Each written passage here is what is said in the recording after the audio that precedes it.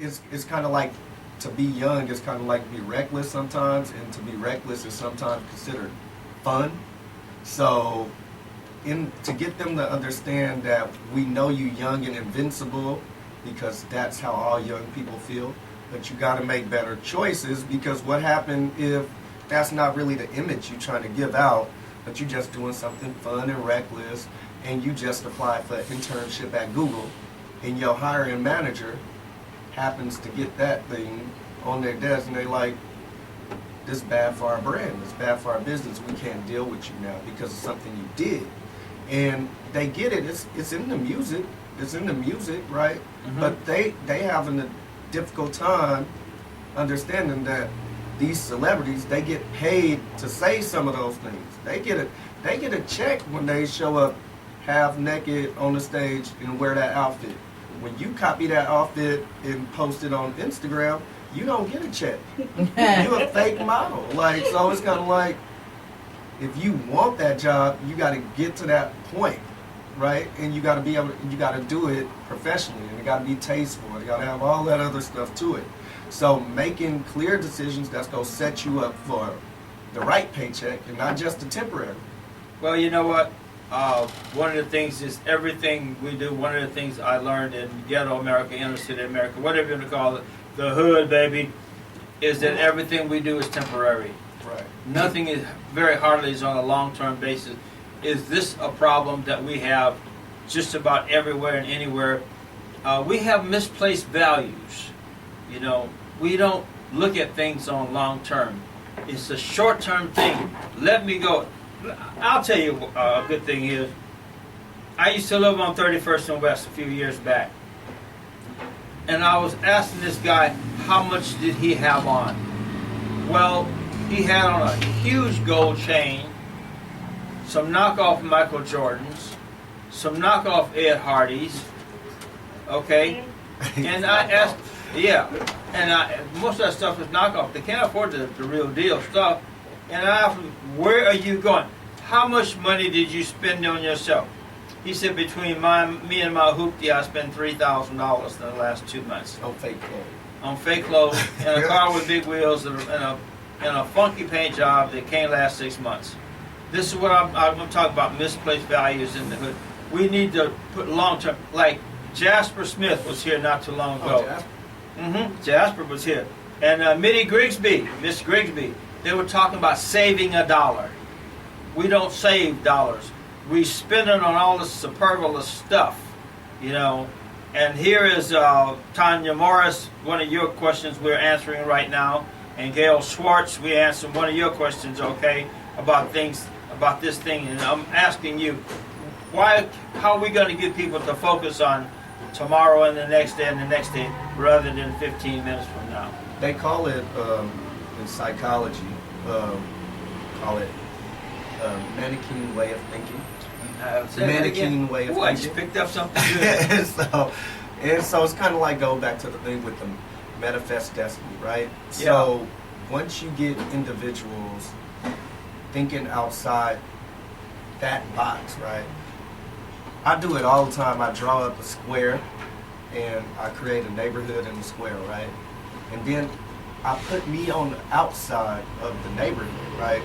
Because I want to believe that I can live in any square, but that square don't define who Dwayne Aikens is, right? All of y'all can be going through something, and that's why I go through what you need to go through.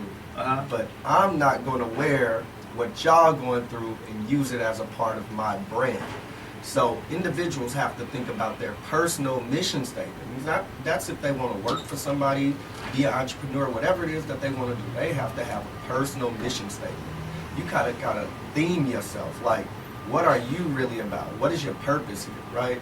And so when people walking around here and they don't have no drive, no sense of direction, no purpose, no understanding that they can really be bigger, really be better, we gotta also go back all the way to that elementary, that critical age of learning and development. Like the teachers, they have the kids more than the parents because that's the way the school system is set up. For the kids to be always at school and the parents to always be working. So that early education teacher, you have imprints that you are putting on those kids. Like at Morris Cox, I was bad. I got suspended every day. But those African American male instructors that was on that campus, they chewed me out, but they did not make me ever feel like I was incompetent and couldn't challenge myself to do better academically. So regardless of how I felt in the third grade or whatnot, or the fourth grade, when I got out there later on in life, it all started clicking like, oh, okay, this 8th grade coming up. You said you was going to college. You can't get in trouble no more. You have to work a little bit harder. You have to hold yourself accountable. So many people not holding themselves accountable. It was a 4th grade teacher, and Miss D.B. Jones. I got in trouble in this woman's class all the time. But the most beautiful thing happened 3 years ago. I walked into Starbucks, and who's sitting there? Miss D.B. Jones. Who's that? She was my 4th grade teacher. Oh boy, did you And have she one? gave me the biggest hug, and she had already been hearing about the stuff that I was doing through one of my fraternity brothers who she's close friends with. Because he was just talking about, you got to meet one of my fraternity brothers. He works in education here in Oakland. And he said my name. She was like, I taught that boy. But when they can see their work manifest later on in life, they like, okay, I did something right. And so many times now education is looking for this, what can you do now? What can you do now? Just because I can pass a test don't mean that I'm going to go and do well in college. Don't mean that I'm going to have a great life. I got friends who started at Xavier with me that knocked out the SATs, was on Bill Gates scholarship. They dropped out by the time we were sophomores. They was like, this ain't for me. I flunked the SATs. I got 2 degrees. So, and I run my own nonprofit organization, right? It just took me a while to learn how to be a scholarly student. Once you learn how to be a scholarly student, you can do anything. And sometimes in black culture, we tend to focus all this conversation around education and money status. Those are 2 different things. It's only a certain small percentage of us that's going to come out of college and land that job that's going to allow you to buy a house the first year and whatever crazy expensive car you want to buy and travel like a jet setter. Everybody else have to work in progressions, and then it will come, right? Mm-hmm. And to get to your question real quick, the parents, I see parents on welfare. They going to buy smartphones. You buy smartphones for everybody, but you on welfare. All your kids got on Jordans and stuff. It's fine. I know you want them to look nice and good, but the last time I checked, your son couldn't read, right? Your daughter wasn't doing math. Baby, so why do they got a cell phone? In fact, why they got a smartphone? If you got a smartphone, you should never flunk a paper. You should never flunk a paper, and you should never write anything wrong because it auto checks everything. The only way you're supposed to read over it and make sure that you get everything right, because it do tend to change exactly what you want to say. But for the most part, these tools, they're equipped with knowledge. They can Google their own textbook and the answers pop up. So how are you flunking? You're not resourceful. Miss Wanda Reed, people are responding to you on Facebook. Okay. Miss Wanda Reed, I think he just answered your question, dear. I'm looking at this. This is a result when we fail to remember, we fail to teach our children from the cradle. This is what you're talking about right now. This is what people are responding back to you. You're doing good. That's good. You're getting out there. You know, Miss Reed, I hope we got you, all right, REID. I hope we got you. I want you to put your numbers out there. Something I just blow up out of my mind. Put all your stuff out there, how to get in contact, how people to donate, where you're located. Put it all out there. Yeah, so if you want to contact me, you can reach me at 510-484-3260.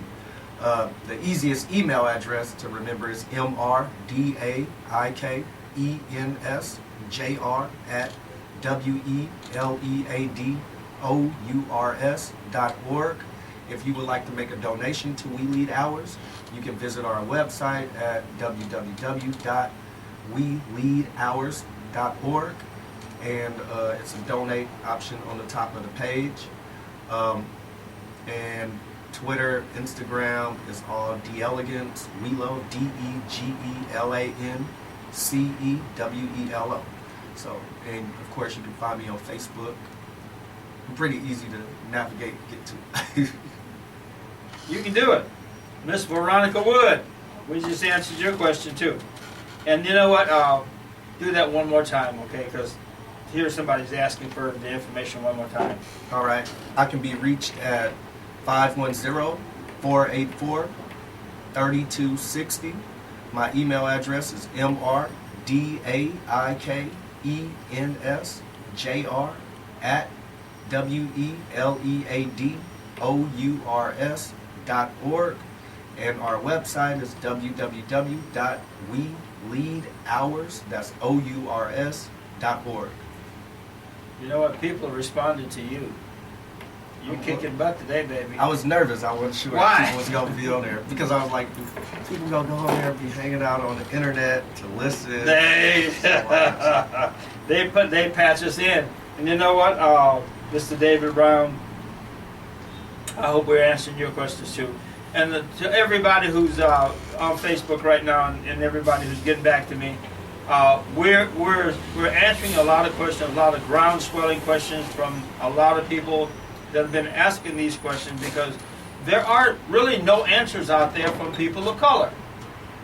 You're one of the few people of color that have been through here. There's a few in relation to the whole population out there, you know, and people are wondering where to go. You can't go to the churches, because the church is not going to give you the answers that you're giving right now.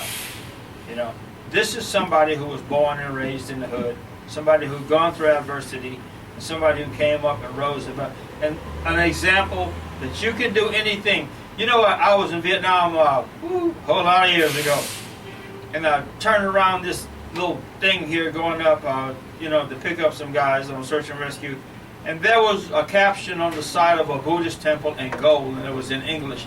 And it blew me away.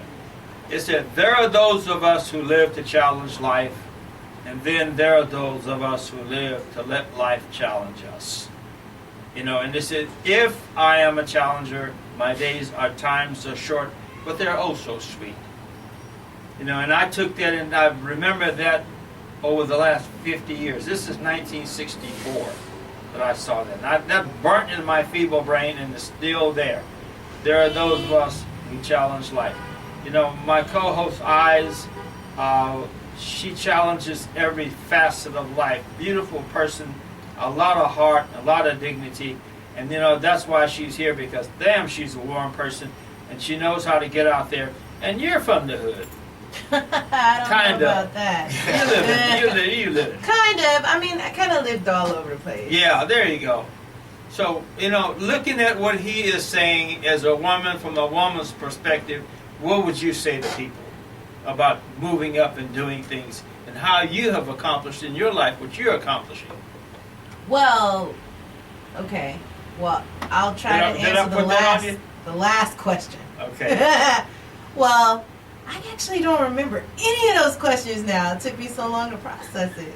Oh. But I think that your organization is doing something very positive for the community. And I also think that you found a way to actually connect with the youth. I mean, a lot of organizations help the youth, but I think you're coming from a more psychological perspective rather than just I want to do it. You're actually doing it. So that's really good to know. I've met people like you in my youth who have influenced me, both in positive ways and negative ways. But the point is that somebody is there to do something, and that's very good that you're doing that.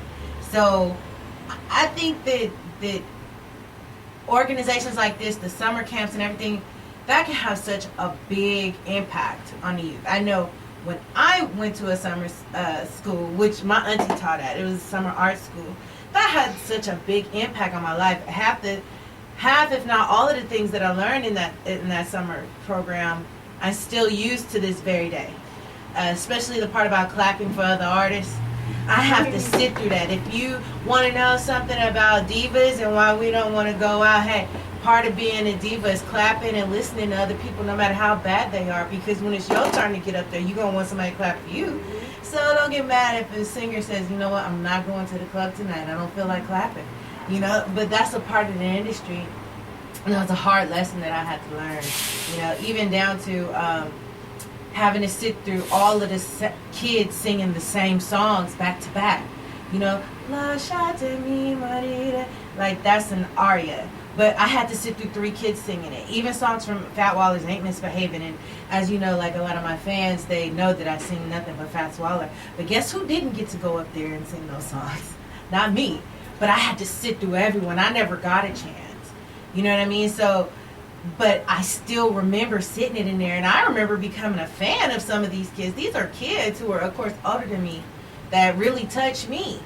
You know what I mean? So having a summer school like that, that's a little bit hands off, because me having, you know, problems in regular school, I needed something more hands off. And that was the only way I could learn. If you breathing down my back every second, I can't focus. You know, so I think that it's positive in that sense. You know, I want to say something on top of all that, and we're getting back to the same cliche, the same saying, is people learning from what the two of you do. You know, and you guys are pinnacles of your community. Now I'll say pinnacles because that's what I believe in. And the other thing is, again, I want you to donate to WeLo. I want you to get out there. Forget about that, you know, that extra pack of cigarettes, you know. Forget about buying them doobies this week, you know, because there's a whole lot of that out there too. You know, I know a lot of people spend some money out there because it's legal now. But anyway, we're looking to support, and I hear people talk about all the time what they don't have, what they don't see, what they can't see, what they have not seen. I'm going to put that like it is. I don't put out fake news here. I tell you like it is, okay? We're going to take a break, and we'll be back with Mr. Aikens right quick, and we're going to be back with Eyez. Thank you, guys. Thoughts of a Common Man with Charles Achieve Williams on Radio Valencia, the sounds of the mission. And we're back again, and we got our lovely co-host Eyez, and we got Mr. Aikens. Yeah, I call him Mr. Aikens because he's an educator. He's not like me. I put out the psychological endeavorments of things, you know, and I tell you like it is. Ain't no fake news here, baby. We tell you like it is. And one of the things I want to say is the people that are out there who are really putting in to make our inner community better than what it is, give them some kudos. But again, give them some money. M-O-N-E-Y. Get away from all that stuff that you're buying and junk and knockoff stuff. Because all of it ain't real. You know, it makes you feel good. But donate to something and give to something. And one of the things we're hitting on right here is catching kids in the basics of life, in the basics of their lives, and actually catching kids and getting to them in elementary school, which every other country in this world does except us. We don't take it seriously. You go to the more affluent neighborhoods, and they start teaching their kids the high levels of math and English before they even get out of grade school. Okay? Why can't we do this as people? This is one of the things, and I'm offering you a key to success right here sitting in front of me from WeLo. Go online and look at WeLo, and you know what? Give this man some money. Dang it, he needs it. He should have it. Yeah, we should. And you know, and seriously speaking, when you got somebody from the inner city that actually has been through trials and tribulations, you know, and has risen, however you want to say that word, risen to the ranks where he's giving back. And giving back is a part of heart. This gets away from the old saying that, you know, we're like crabs. You know, hood rats. You know, I hear that all the time. Hood rats and crabs. Pulling each other down before anybody can get up. Okay, here's a man that's going to dispel all that. You want to put your stuff out there again. Put all your numbers out there again. Yeah, so if you want to contact me, you can reach me at 510-484-3260. My email address is mrdaikensjr@weleadours.org. Facebook, you can reach me by searching Dwayne A. Aikens Jr. You can also look us up at We Lead Hours on Twitter, Instagram. My personal Twitter is DEGELAN CEWELO. That's putting it out there. I want to say something to you. One lady asked me yesterday when I was running in my mouth, as I usually do. You know, she's a single mother. This is the chance, if you're a single mother, this is your chance to have a single male. You single? Yes, I'm single. He's single. I ain't trying to sell the boy for $29.99 now. I'll take more than $29.99 for him if you're gonna buy him for me. The auction. I'm auctioning you off. But anyway, seriously, one of the things is there's a lot of women out there, single mothers, and I will put it that way.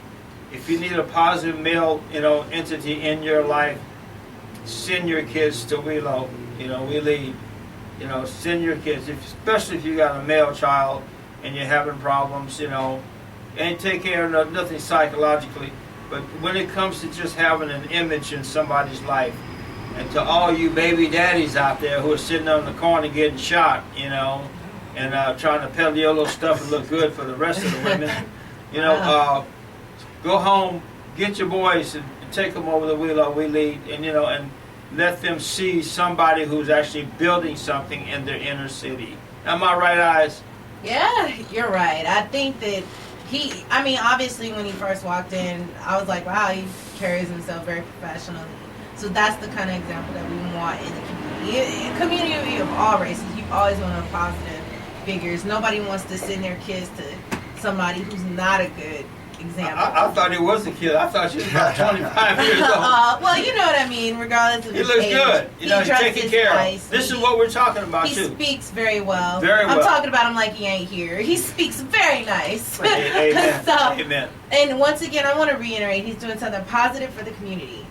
Donations are accepted, you know what I mean? Even if it's not a lot of money, you guys, I'm sold on what he's doing.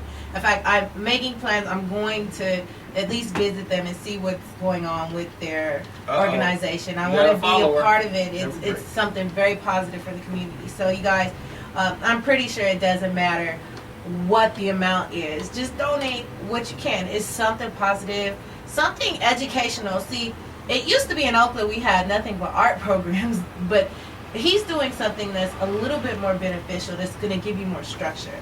Growing up, I didn't quite understand the whole structure thing, just because those type of things, like, I just didn't get them. So it's good to be in the presence of that, because there were times when I was around people who were more structured, and I may not got every little thing then, but it still helped me in the long run. So once again, he's doing something very positive for the community, you guys. You guys should definitely donate. Whatever your heart can give. It's all about sharing the love. You know what I mean? Don't think about 100.000. Like, just donate what you can. I got a question to throw at you. Okay. When you see inner city kids, especially young men with problems like that, identity problems, how do you present yourself to them? Well, I think it's really about that one-on-one and connecting, tone, delivery. Like, some people just want to come with like this crazy like smash, right? But if it's already a high schooler, right, you can't just go walking up on a high schooler smashing. You gotta just talk to them like a like a person. My bad. You gotta talk to them like a person and see what it is that they need, because you want them to know that I'm here to support you. I don't care about everything else that's going on. I would not. So I want you to give me some respect so I can show you the respect, and we can have this talk with each other. We can work together to see how I can help you out. But so many of these kids are just going through a lot. Like, Sure they are. Like, I feel like this is the first year that I've ever seen this many kids from the Oakland Unified School District just murdered. And I'm like, how do you go to school when all your friends are getting murdered, getting killed? I for example, one of my friends was murdered at Castlemont when I was in the 9th grade. Then nothing else happened after that. Then a couple of friends died to medical illness, car accidents and stuff like that. But as far as getting murdered, this is something new because they killing each other. Do you realize there were over 10,000? First I heard 8,000. That was from Minister Farrakhan. Then I was with some law enforcement people a couple of weeks in Marin County. And one of the things we're looking at, a lot of stuff like that is not reported. An average of 10,000 killings in the black community.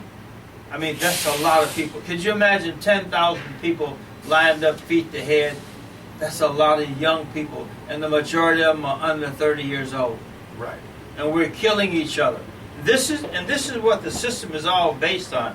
The prison system. You're actually an enemy of the organized prison system right now, because what you're doing is you're keeping these kids out of these clutches of these people who are very sinister. Do you realize that many of our professional congressmen and senators invest in the professional prison system?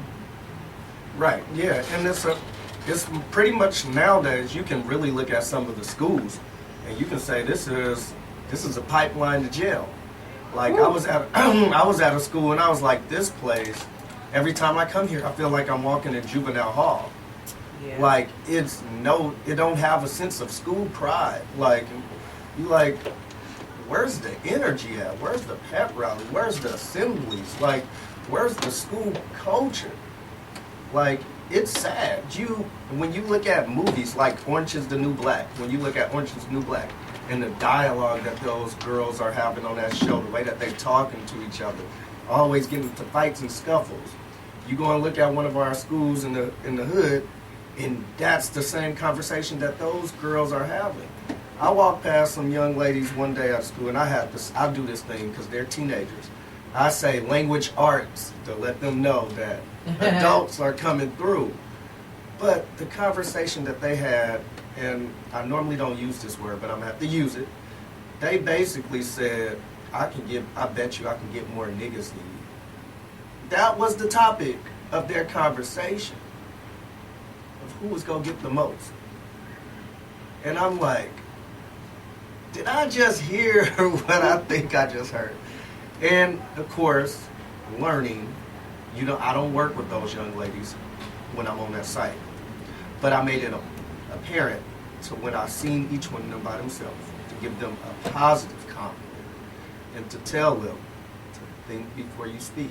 Because if you would have just stepped in right then and checked them, then you would have a bigger situation, because they're not going to want to listen right then, because they're going to feel like, who the hell are you telling me what I need to do? You don't know. Well, they're with their friends, so they have to act, aggressive. Right. There's a term that came way before you, and it was from J. Edgar Hoover.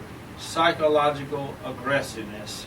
This was injected into the black community, that we are aggressive. We're psychologically aggressive. That means it's implanted in I think the it's implanted in our whole society, that psychological aggressiveness. And this is the way that a lot of people, including right now law enforcement, this is one of the cliches they use. And if you notice, they're more violent among young black people. Right. And this is because of this way of thinking.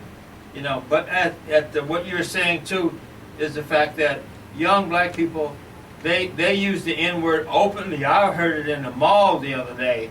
I was in the mall in Fairfield, and they was yelling the N-word to each other down the corridor there. There's all these other races of all these other people, and bandanas hanging from the pockets and stuff like this. One of the things is we're the cause of a lot of stuff that comes at us. Am I right? You're right, and that's what I talked about earlier, like that negative hashtag, like exactly what you're talking about, psychological aggressiveness. Like, we have to understand that every minority here in the United States can do what they want to do freely because of our ancestors. And we don't wear it proud enough, and we don't hold people accountable for that. I had an excellent conversation last night, and we was talking about how some of the businesses, for example, when you walk up Mission, all these businesses here, how many black people do you see working in those places? And then we can really talk about it. How many legal folks do you see working in these places? Yeah. Right? But how many consumers do you see as African Americans? A lot. probably most of their business come from African Americans. So why is it that no African Americans are working there? I love Everett and Jones simply because you know it's an African American establishment, but the workers are very diverse. The workers look like Oakland, California. When I go to the corner store in Oakland, I don't see people like me. So I just made a pact yesterday after just sitting there and having this conversation. I said, you know what I'm gonna do? I'm gonna stop going to places that don't have my representation there. That because it's kind of like, if why am I investing money into you and you're not putting nothing to my community? Exactly. And I don't mean just the black that I stay on. American. If it's black people on Broadway, black people should be working on Broadway, right? Those young men that's hanging out in front of Walgreens and stuff should have jobs now. Then they should be working. They should be doing something. Well, you instead know of just what? standing on Here the we corner. go. Here we go again. And you talking about motivation. We was talking about motivation a little bit. You know, here we go. Right back to where you started this program, is catching them at an early age to motivate and make them feel. But here we go again, and we've talked about this a million times. The absentee fathers in these homes. Right. You know, big problem. Oh yeah, man, my baby mama, I can't get along with her no more. We gotta talk about that, because that's another new one of those negative hashtags that's placed on the black community. Absentee fathers, right? Black dads don't care, right? A lot of them Right. do. A lot of them do. In fact, we care, based on the statistics, we care more than the other ethnicities when it comes to our kids, right? But now let's have this real life conversation right now. It's no longer just absentee fathers. It's absentee present mothers. That's true. Sitting in front of their kids, That's true. not standing up for their kids, That's not true. making sure that the dad respect them. That's true. Yeah. My dad wasn't there, but I ain't never seen him cuss out my mama. I ain't never seen him put his hands on my mama. Right? I ain't never seen no man hit my mama. I seen her hit a man, but I ain't never seen him hit her. Well, that's different. Right. It is. But I'm saying, what happened to that? One of those things happened, in my opinion. I think a lot of the communities lost that big mama of the community. Yeah. That was like the grandmother to everybody. Yeah. That everybody went by that woman's house. Right. You know Right. what? Let me tell you something. You talking about statistics. Let me throw one at you, okay, and get your answer on this. You know, everywhere you go, you see on national media, the black person is emulated in the ghetto. Am I right? You're right. But do you know the ratio is for every person of color, there's 4 people that they don't talk about that's on welfare? Half of the Appalachian Mountains. They never worked their whole lifetime. Into Virginia, all the way down into Florida. These people are on welfare for their lives, but they never put these people on welfare. Look at the coal mining industry. Look in that area right there. Welfare is prevalent. For every person of color, there's 4 more non-people of color on welfare. I want you to understand that. But the news media, the first time they talk about welfare, they put a person of color there. Right. You know, this is fake news to me. This Hey, is what's BS. up, Bay Area? I'm Dwayne Aikens, Executive Director, co-founder of We Lead Ours, Bay Area native, born in Oakland, raised in East Oakland. Just been running my own nonprofit for the last 7 years. I'm honored to be here today. Thankful for the opportunity. Make sure you tune in. Hey, Malcolm, we're shouting out to you, and we just had you on Instagram. And hey, man, 19-year-old, Mr. Hill, you are a intracious young man of dignity. I like them big words. And the other guy that I want to shout out to, you know, his name is Dennis Jones. Mr. Jones, thank you, brother, for everything, you know, all the comments, and we love you too. And have a good day, okay? And we're here. And Mr. Aikens, come on, man. Let's put your numbers out there one more. We're putting them out there 3 times because we don't normally do this, but we want some responses back from the community. And when is your next summer camp thingy? Well, so this summer we're doing it a little different. So we have several different field trips and stuff going on. We're actually taking... Wait a minute. Whoa. You have how many field trips? We have a lot. Oh, my God. So we're doing But at the beginning of August, we do have some of our parents that go back to work that typically follow the org in the summer. So instead of doing the summer camp heavy part right now, we're going to do a specialty camp right there in August when folks are in transition before school starts. If you want more information about that, you can reach me at 510-484-3260. But we're taking a community group, youth and mentors, kids and stuff that we mentored over the past, as well as some of their family to the Eyez game on July 5th. So if you're interested in participating, want to come hang out with Lilo, definitely give me a call, 510-484-3260, so I can put you on the list and give you details so you can meet us at the Eyez and participate in the house. I love the A's game, by the way. Oh, they can't hear me. They can't. I love the A's game. I don't know what to two of them. Well, here we go. Again, we're talking about raising the quality and the imagination and the hope, I think. Am I right, guys? Correct. You know, That's what it's about. It's about hope. and just people need to see themselves being great, right? Yeah. Like I can tell you 1,000 times you're beautiful, you're smart, you're ambitious. But if you don't believe it, Right. you're not gonna do anything with those things. That's just words to you. So I have to show you that you are beautiful, that you are authentic, that you are talented, that you can do anything. And some of that is just simply like it really is through the arts. Like art really helps people bring out themselves. Like one of the most important things that I learned how to do early on, well, I had the natural skill, but I write poetry and public speaking. That was my ticket to being like, oh, this feels good. People like hanging out with you. You don't have to fight all the time no more. People want to be your friend. People, in fact, think you're a leader. But before then, I was always in trouble, never tapping into my true authentic self because I was insecure, right? Insecure about being That word scared. insecurity keeps coming up big time over and over and over again. Insecurity. It's bred into us just like psychological aggressiveness. And this is the two elements that destroy us, basically. Am I right? You're right about that. I was insecure, and I was telling my little nephews this. I was like, I pushed y'all so hard early on because I didn't have a male there in front of me that was pushing me, saying, Dwayne, so what? Who cares if you're skinny? You can go out there and play football. Like I didn't want to play sports because I didn't want to show my legs. And then growing up in the You got skinny legs yeah, like I got me? skinny legs. I got skinny legs too. But I learned to embrace them. Yeah. But just growing up in the 80s, it was this thing about, they used to call us, because I was dark skinned, or I am dark skinned, you African American booty scratcher. So that was why I was always fighting. Like, stuff, your hair is kinky and stuff like that. So you develop these insecurities along the way based on what pop culture is presenting. They was presenting black is ugly, African is ugly.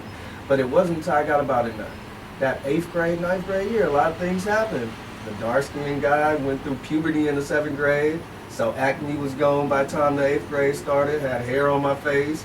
And older women was telling me how handsome I looked, and how well I dressed, and how polite I That's was. Don't tell me that you were a devil. So those things felt really good, and that helped me develop this confidence to feel like, wait, I can navigate. Let I me can tell do you what I want to something. do. You can travel just about anywhere in the world. The first thing they say to you is, you are an American. We put the African in front. Now people are calling themselves Africans instead of Americans. They have relegated to put themselves out of this whole society, which they're all part of, which will never happen. The other part is if you want to see some of the most gorgeous dark people in the world, go to Senegal, go to Tanzania, go to West Africa. And you know what? We expound on color because this was implanted in us a long time ago. And when people talk about racism and when they talk about colonialism, it's breeding right here in the black community. We carry a lot of this old stuff. So when you talk about, color, a man's color or a woman's color, look in the mirror. Because, hey, you know what? It's here.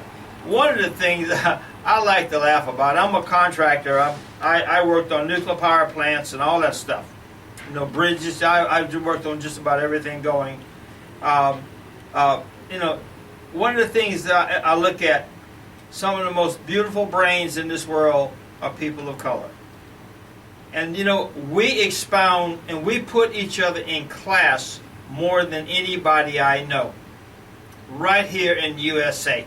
And we're supposed to be the ones that people look up to, the ones that people respect. But we're small-minded, because the first thing you do when you go someplace, again, they say, well, you're an American. They don't say you're a black American or white American. And some of the fellowships and the scientists, you know, from the African countries or, you know, the Middle East, you know, they don't look at that. They look at the brain power.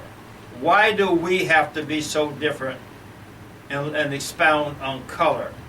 And go to Mombasa. You want to see some gorgeously black women. I mean, they'll just knock your socks off.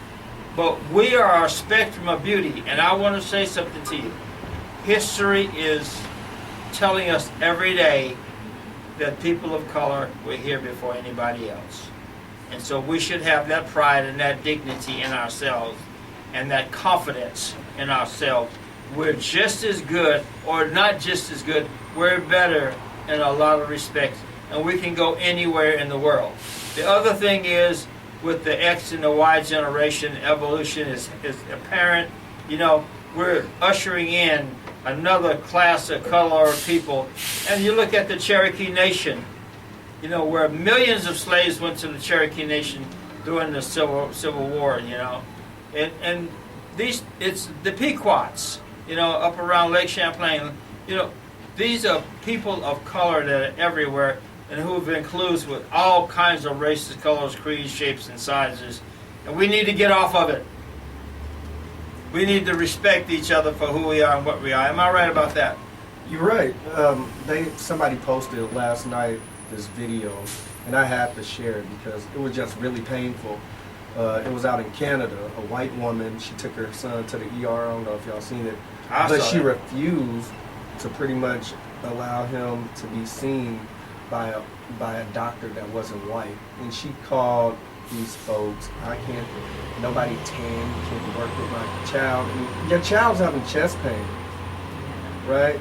And then the last time I checked, people of all ethnicities have been pretty much groundbreaking in medicine, right? The reason why they want most of the HBCUs closed is because they want to combine it with the white school in their neighboring city so that they can use their science program. That's why the HBCUs will go out of business, because they produce the best doctors.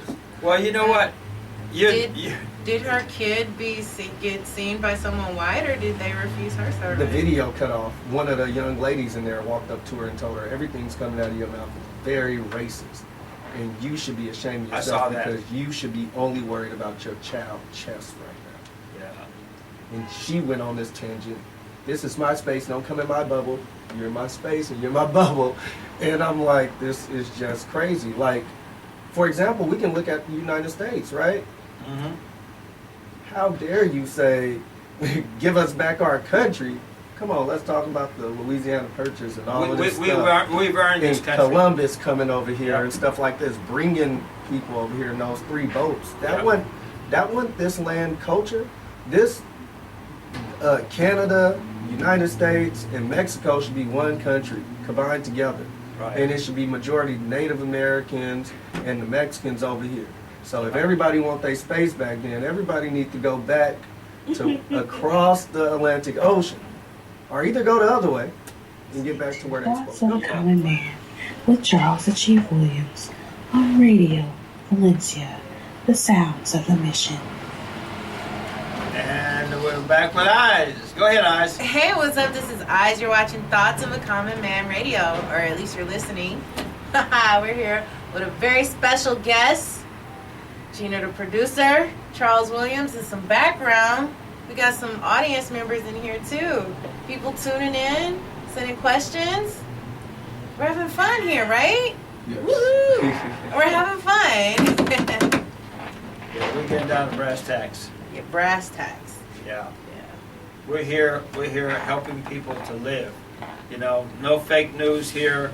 out of the way. I just I was looking at things here, and I put some statistics out there about for every person of color on welfare, there's 4 people.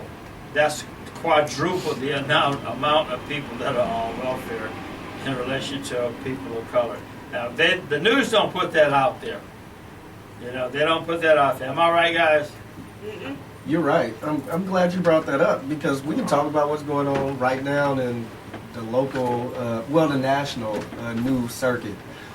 The Donald Trump policies, right, that he want to embark on, right? Yeah. He said something very interesting when he was running for president, and I guess it was a soundbite, and nobody really never focused on it, but that man said pretty much stupid people are going to vote for me, right? Yep. And the individuals in the deep South, they just do not get that Democratic policies benefit them because they look at Democratic as a thing where it's white versus black. No, it's about economics.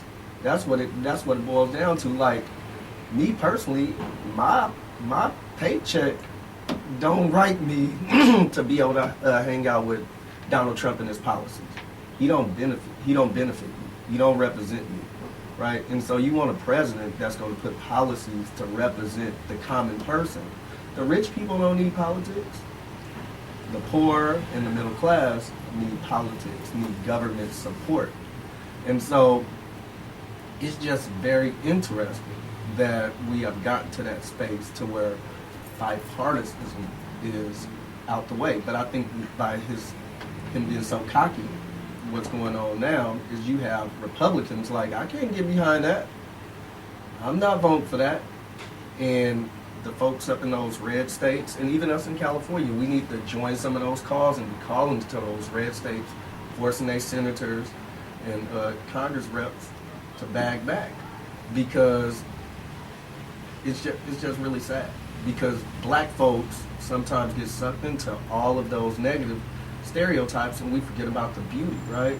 We forget about the list of black inventors that are pretty much, that look like us in this room. Like, what happened to their heirs? Like, where are they at? Who took the rights over that, right? Who owned peanut butter now, right? So those some of the conversations that we gotta have, right? Yep. Like, who get the residual off the back end every time somebody go and buy a hot coat? Like, let's talk about those things, right? Where are those families, right? Yep. The founding families of Black America, basically. And until we can start showing that in our schools and stuff, our kids are going to continue to get beat up. And not physically beat up, but mentally beat up. Because they lack in knowledge, and they lack in faith, and they lack in hope, and stuff like that.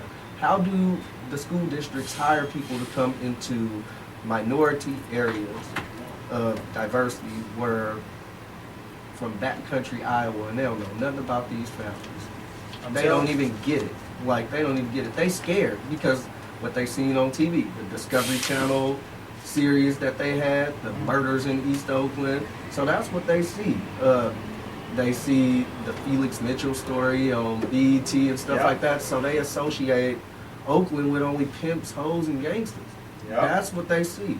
Thugs, misfits. But Oakland have some very prominent people that really do a lot of great things. Even the entertainers, like excellent philanthropists, always doing something positive for the community and stuff like that. That young man, Marshawn Lynch, awesome dude. Like what he's doing with his foundation, his store, and stuff, coming back to play for the Raiders. Yeah. Or whatnot. He does some amazing work. But the fake news circuit tried to just paint him out to be a thug. Like, that's right. Man, that's a good... We're all thugs if you're people of color, according to the news media, and so some of these people out there. Right. That's their whole thing. Right. If you don't dress like the status quo. That is what we've been talking about. That is what, if you don't dress like the status quo and be a part of that whole society, that we're supposed to be violent, we're aggressive, we're regressing, and the thing about it is that we need to look at the reality of it and step out there and put ourselves up on a pedestal. Look at you. You're out here serving the community. You're doing a quality deed, and you actually got people following you. This, having you on is astronomical because you know what? I like that. The producer, and it's winding down to almost sign off, and Charles will talk into the podcast switch off. But I just wanted to remind everybody, if you're just tuning in, there will be video later and a podcast. You just need to log on to thoughtsofacommonman.net, and everything will be there available. Plus, you can catch up on past shows and view some other information, things about all of us here at Valencia. And Chief, your comments, please. Hello, Chief. Yes. Almost time to go. Amen. You want me to sing I'll a song? Put your information out again.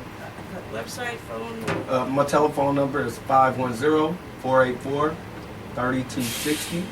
My email address is mrdaikens@WeLeadHours, that's OURS.org.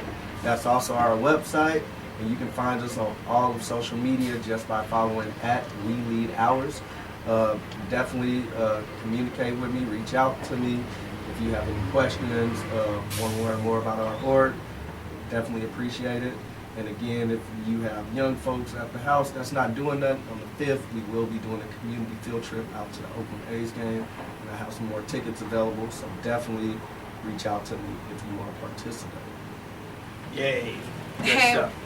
what's up, everybody? This is Eyez. I just want to let you guys know you can follow me at itseyes.weebly.com. I have some great news coming up on my website, and of course, I'm going to be posting pictures of this last podcast. It's live now, but it will be podcasted soon. So, I just want to let y'all know that. And you know what? We're going to get out of here. And we thank you for calling in today. Thank you for conversing with us. And we're going to have a good day. And God loves you, and so do I. The Chief loves you all the way, all the time. Have a good day.